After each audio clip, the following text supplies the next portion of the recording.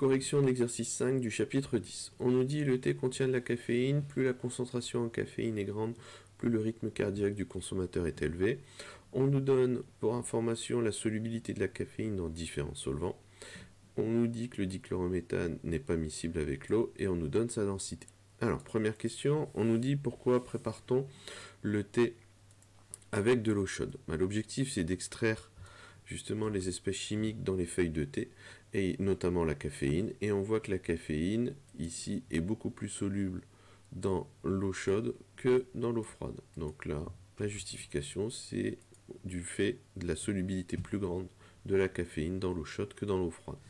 Ensuite, citer deux critères qui permettent de choisir un solvant d'extraction de la caféine. Donc là c'est du cours, à savoir tout d'abord que le solvant extracteur doit être non miscible avec le solvant qui contient l'espèce chimique à extraire, et d'autre part, il faut que l'espèce chimique que l'on veut extraire soit beaucoup plus soluble dans le solvant extracteur que dans le solvant initial.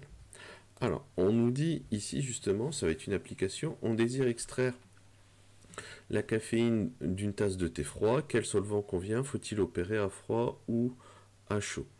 Alors, tout d'abord, au choix du solvant, donc le solvant de départ c'est de l'eau froide, et on a le choix ici soit entre le dichlorométhane et l'eau à 65 degrés. Donc on va pas utiliser l'eau à 65 degrés, tout simplement parce que ce solvant, si c'est le solvant extracteur, il n'est pas miscible, il est miscible avec l'eau à 25 degrés. Donc ici on va se reporter avec du dichlorométhane. Ensuite on nous demande s'il faut opérer à froid ou à chaud.